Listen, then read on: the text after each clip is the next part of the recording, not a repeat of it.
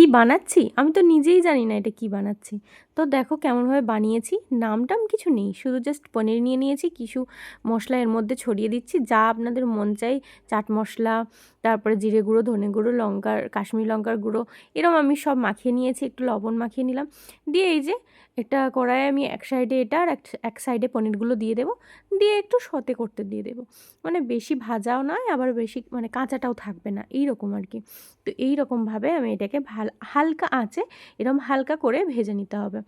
তো তারপরে এই যে ভাজতে থাকছে, কিন্তু আমি মনে মনে ভাবছি যে এটা কী করবো, আর রুচি করছে ভিডিও, কারণ রুচি বলছে মা টুকটাক জিনিস আমাকে একটু শিখিয়ে দাও যাতে আমি নিজে করে খেতে পারি।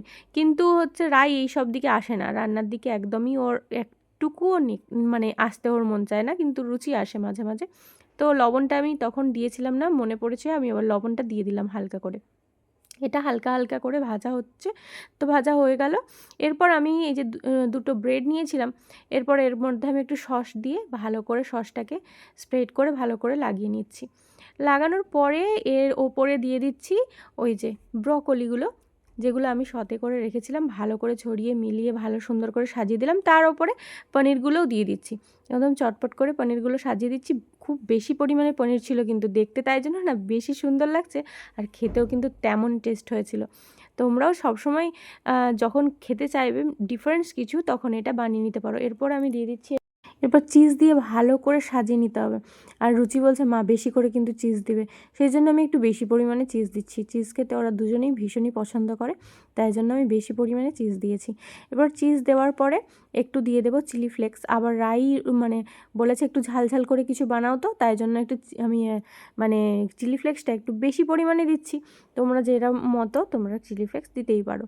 তো আমার এরকম দেওয়া হয়ে গেছে, এরপর তো এটাকে হিটে দিতে হবে, নাহলে তো এটা গলবে না চিজটা, তাই জন্য আমি হালকা আছে এটাকে একটু তাওয়ার মধ্যে দিয়ে ঢাকা দিয়ে রেখে দিয়েছিলাম। দেখো চিজগুলো পুরো গলে গেছে একদম মাখনের মতন হয়ে।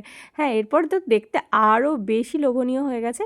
তো চলো এরপর কি করি দেখো। এরপর এই যে একটা ওই যে কেটে রেখেছিলাম আমি ওপরের পার্টটা, একটু বাটারে আমি সেঁকে নিয়েছি, তারপরে এটার মধ্যে ঢাকা দিয়ে দিয়েছি। তোমরা দেখবে, দেখো এই যে বাটারের একটু সেঁকেছিলাম, দিয়ে এই যে ঢাকা দিয়ে দিলাম, ব্যাস। এরপর রেডি খাওয়ার জন্য আমি তারপর ভোগ লাগিয়ে দিয়েছিলাম। ভোগ লাগানোর পরে রায় রুচিকে দিয়েছি। তো রুচি খেয়ে তো বলছে দারুণ হয়েছে, আর হচ্ছে বলছে এখনও পর্যন্ত ভিতরটা খেতেই পারলাম না, সাইডেই খাচ্ছি।